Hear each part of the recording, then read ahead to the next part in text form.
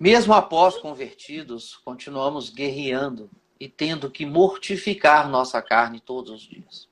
É claro, né? É uma premissa. Temos, é como O ter pessoal certeza. pensa que a conversão implica na anulação de todas as dimensões negativas do teu ser.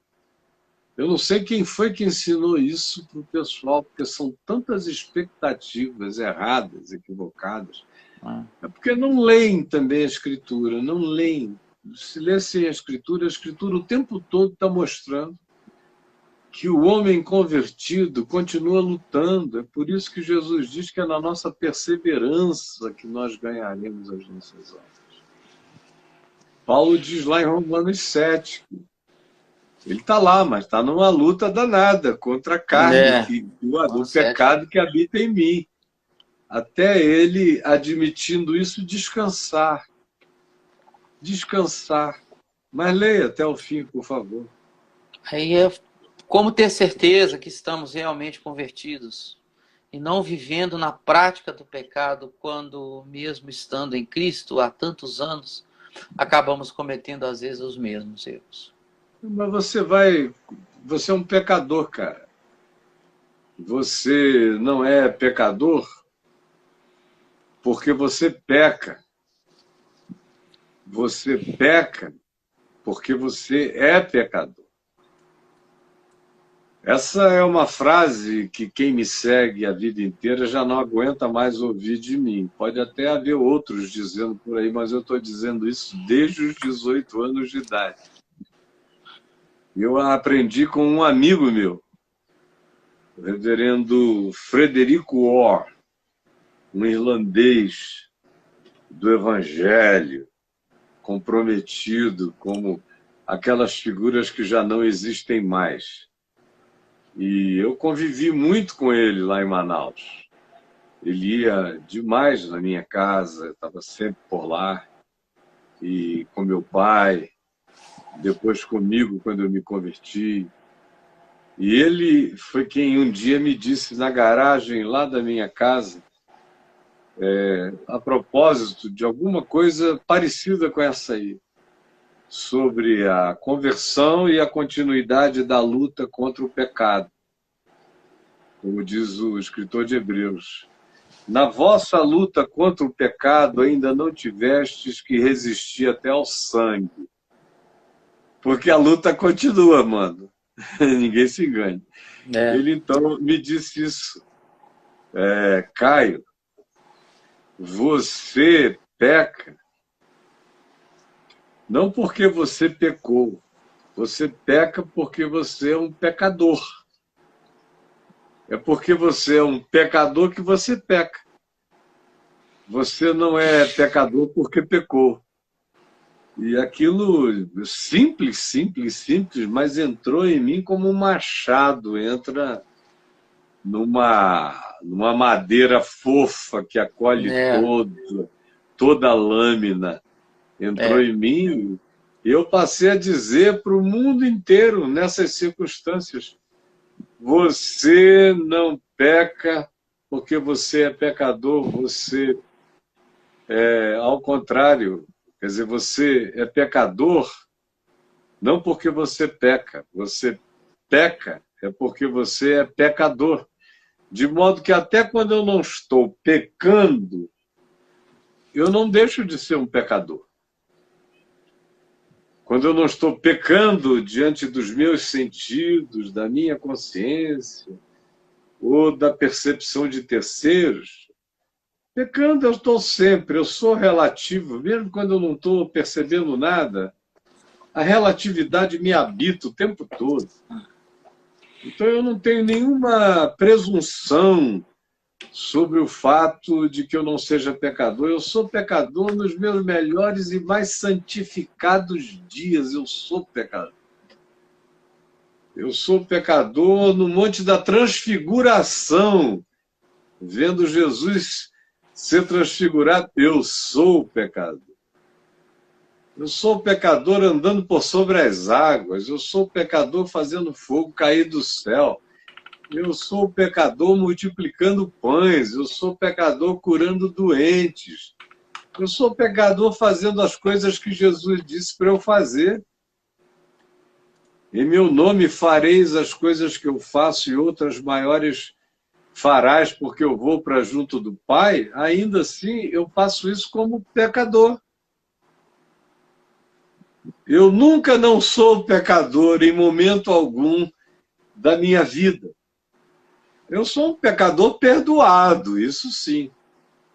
Eu sou um pecador sem culpa. Que é o que a maioria das pessoas não consegue entender. Você é um pecador, Caio? Sou. Você está carregando culpa? Não, nenhuma. A culpa Jesus levou na cruz. Está pago e consumado a culpa de qualquer pecado. Que ele já tirou. Tirou como culpa, tirou como ofensa e tirou como sentença de sobre mim. Por isso, eu não carrego nenhuma culpa. Por isso, Paulo diz em Romanos 8:1, depois de dizer que ele era um homem desventurado por causa do pecado, ele disse: a culpa, todavia, eu estou livre dela. Já não há mais nenhuma condenação para os que estão em Cristo Jesus, o nosso Senhor. A culpa não. Eu sou um pecador sem culpa. Foi levado. E o Cordeiro de Deus tira o pecado do mundo. Tira o de ontem, o de hoje, o de amanhã. Tira. É contínuo. Então, eu estou justificado, vocês entenderam? Sou um pecador sem culpa. Sou um pecador santificado, também pela fé. O meu pecado foi perdoado em Jesus na cruz, eu creio nisso. Eu creio nessa pregação de que ele levou sobre nós o pecado de nós todos. Isaías 53, Mateus 8, eu creio. Está consumado na minha vida, isso não é mais nem assunto. Eu sou perdoado, embora seja pecador, tanto quanto pela fé, a mesma fé que me justifica é a mesma fé que me santifica. Eu sou um santo por causa do fato de que Jesus já levou os meus pecados na cruz e que o amor dele me constrange todo dia. Eu cresço no constrangimento de me tornar parecido e semelhante a Cristo Jesus. O processo de santificação é esse. Ele tira o pecado da gente e nos põe no mundo com essa alegre missão de nos tornarmos semelhantes a Ele. E é esse caminho de humanização que vai sendo cristificada, crescendo na semelhança de Deus em Cristo Jesus, que é a minha santificação, que também já foi realizada por Jesus e agora está disponibilizada para mim como prática. Ele diz, em favor deles, ó Pai, eu me santifico, eu sou santificado em Cristo Jesus. É por isso que Paulo, escrevendo aos Coríntios, que era aquela igreja de uma bagaça safada, horrível, incomparável, ele começa dizendo, aos santos santificados em Cristo Jesus, apesar do que ele ia dizer depois. Ele está escrevendo para os santos santificados em Cristo. Agora, aqueles santos santificados em Cristo tinham que ser tratados, porque estava todo mundo doente ali. Doente. Então, a gente pode viver muitas vidas em Cristo Jesus. Você pode viver o tipo de vida que meu pai viveu, por exemplo, que se converteu e o pecado na vida dele passou a ser coisas da subjetividade.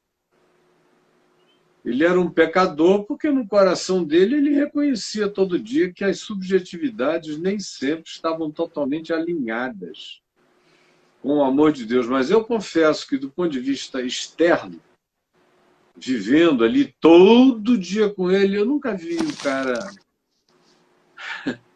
Eu nunca vi o homem pecar. No coração dele, ele vivia dizendo, meu filho, eu sou um gusano, eu sou um pecador.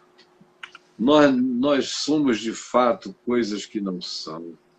E ele não se poupava interiormente, embora do lado de fora eu só visse beleza de santidade. O verdadeiro santo é esse que se enxerga em Deus e percebe a sua tortuosidade de emoções, de sentimentos, de pensamentos, de impactos, de reações interiores que ninguém viu do lado de fora, mas você teve um ímpeto, você sabe que aquele não foi um bom ímpeto, você conseguiu controlar. Mas aquela pulsão, por mais treinado e disciplinado na santificação que você esteja, ela ainda está lá. Tudo é um processo de crescimento interminável. A gente pode cometer um erro horrível na hora de morrer. Pode dizer, olha, só tem uma coisa na vida que eu nunca consegui resolver, morrendo. Eu nunca consegui perdoar fulano, se alguém puder perdoá-lo por mim, que o faça. Tristeza, né? Tristeza. Mas tem muita gente assim. A conversão tem que crescer. É por isso que salvação no Novo Testamento acontece em dimensões diferentes. Eu fui salvo em Cristo Jesus. Na realidade, se eu quiser ser mais extenso, eu já nasci salvo em Cristo Jesus porque o Cordeiro foi imolado por mim antes da fundação do mundo.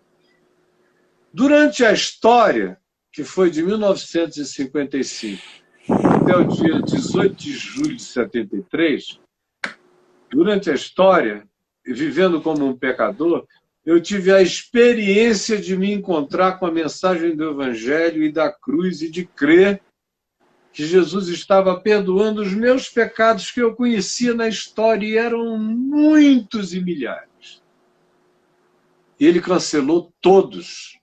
Eu nunca vivi, nunca mais atormentado por nenhum deles. Eu criei que eu estava definitivamente perdoado, como depois, em 98, quando aconteceram coisas ruins e eu traí meu casamento e fiz o que era errado. Eu sabia que era pecado. Em pecado eu me curvei diante de Deus pedindo perdão por aquele meu pecado que estava machucando tanta gente, a começar da mãe dos meus filhos e tanta gente que me amava. Agora, eu levantei perdoado. Levantei perdoado como Davi se levantou perdoado depois de toda a constatação da miséria que ele tinha praticado. Eu não fiquei orando no dia seguinte, nem no outro, nem fiz nenhuma quarentena. Eu me levantei perdoado de uma vez só. Jesus morreu por mim uma única vez. E o meu pedido de perdão foi uma única vez, e eu sei que ele me disse que já estava perdoado. Caio, tu já estás perdoado, agora levanta e vai cuidar de viver uma vida para minha glória, para curar o coração desses milhões que ficaram feridos, frustrados ou sem entender nada. Vai fazer o teu melhor. Isso aconteceu. Eu tanto me soube perdoado em 73, quanto me soube perdoado em 98, 99. Quem quer que estivesse comigo pode dar testemunho de que eu não vivi de joelho pedindo perdão todo dia, me ralando, me lancetando, sofrendo. Não! A cruz se ergueu uma vez por todas. E foi na presença dele em pé diante do Calvário que eu falei, me perdoa, Senhor. E ele disse, tu estás perdoado, hoje mesmo estarás comigo no gozo da graça, do paraíso na terra. Vai e não peques mais. E eu fui em paz. Agora, o resto, um longo trabalho de santificação pessoal, de testemunho, de paciência, como eu já tinha vivido antes, para mim não foi diferente. O Evangelho nunca me foi um peso, o Evangelho sempre me foi um privilégio. Quando eu entendi, na primeira epístola de João, no capítulo 5, que os mandamentos dele não são penosos, e o mandamento dele é amar, um cara que tem a dificuldade com o mandamento de amar o próximo, Está muito mal. Mas está muito mal mesmo, precisa se enxergar. Porque o mandamento de amar o próximo deveria ser a coisa mais bendita da nossa vida. A coisa mais horrorosa deveria ser um mandamento que me mandasse odiar meu próximo. Mas o mandamento manda amar. Meu Deus, eu vou achar ruim porque só se eu estiver me endiabrando.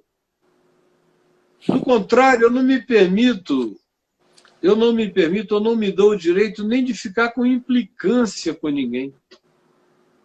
Sabe a implicância, brother? É uma maneira de você não perdoar, dizendo que já perdoou, que você tem apenas uma antipatia por aquela pessoa. Quem perdoou pode até não gostar do convívio do outro, mas não tem antipatia. E a pessoa não é um exemplo de tudo que você vai dizer de desagradável, você diz como fulano faz. Se você ouvir uma notícia ruim, a primeira coisa que você pensa é terá sido o fulano, nunca perdoou.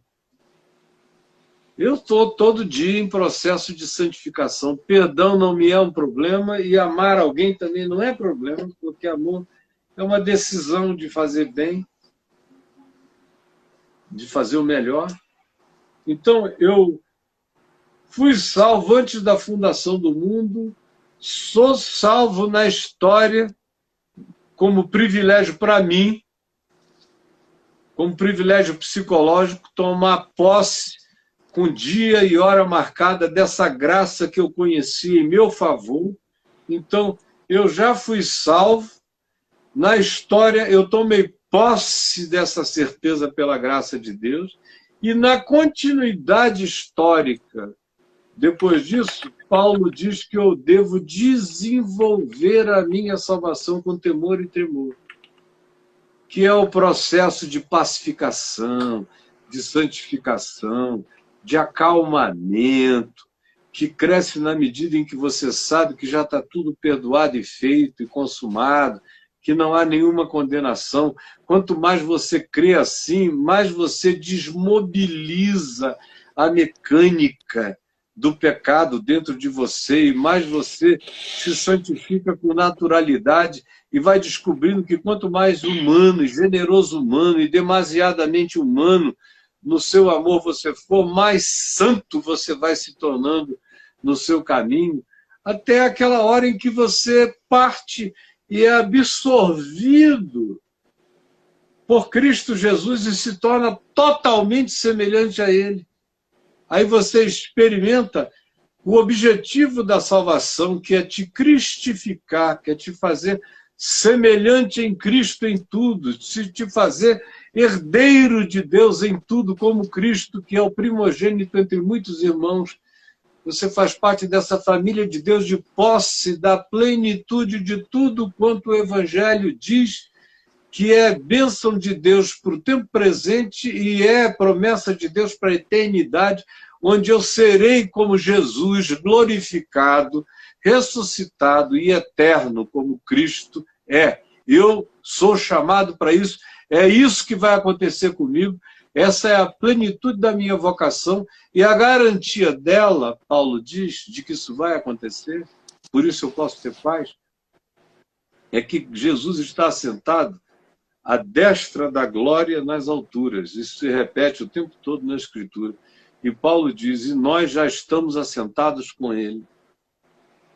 Nós já estamos assentados com ele. Olha bem aqui para mim, você pode me odiar, me detestar. Eu não sei o que é que você sente por mim, nem o que, nem por quê. Você devia buscar saber.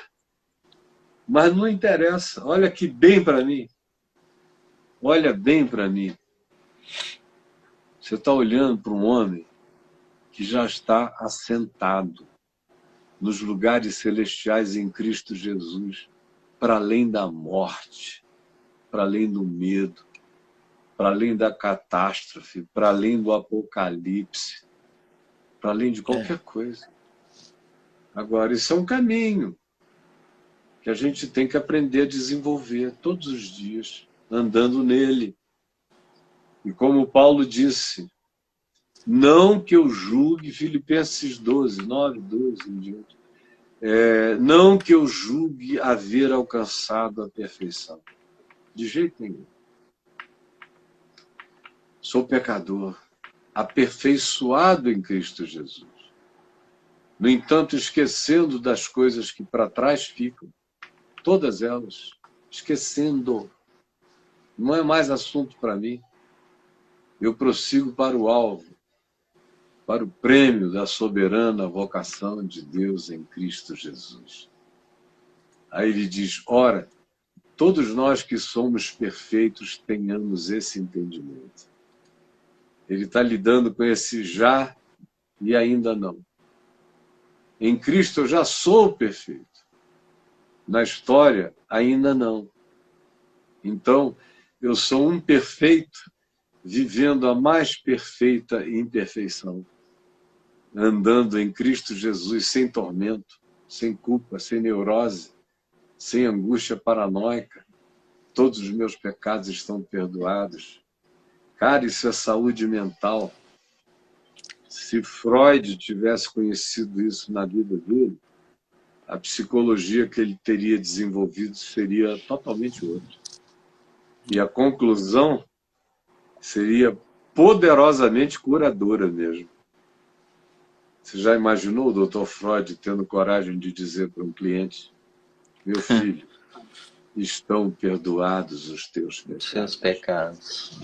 Vai em paz, sem culpa, sem medo, sem neurose, está feito. Aprenda a viver nessa serenidade. Agora, tem uma coisa que a gente precisa saber para o nosso amigo, que diz, como é que a gente sabe se é convertido? Convertido é um cara que dá o fruto do amor, que dá o fruto da paz, para que os mandamentos de Deus não são penosos, obedecer o evangelho para ele é um privilégio. Esse é um convertido crescendo na conversão. Ninguém é convertido, como os evangélicos imaginam, como se uma coisa tivesse sido consumada e ele agora fosse um cara para além de qualquer coisa ou pecado. Isso é mentira. O cara tem o green card espiritual, Caio, né? Celestial. Ele tem um green card. Como Lutero disse, né? Que ele descobriu no curso da vida dele, ele pensou antes que o velho Adão, o velho homem, o primeiro Adão, que tinha sido sepultado em Cristo Jesus, estava morto. Ele descobriu no curso da vida que o cara sabia nadar. Ele foi sepultado no batismo. Ele descobriu, no entanto, que o velho homem sabe nadar. E como sabe, a gente o mantém afogado e dá o privilégio da respiração e da oxigenação celestial ao novo homem que se renova segundo a imagem de Deus todos os dias. Agora, anda aqui comigo, meu filho, me segue aí, canal no YouTube, leia. Se vocês fizessem isso, vocês já estavam anos-luz na frente, em pacificação, em compreensão, em discernimento.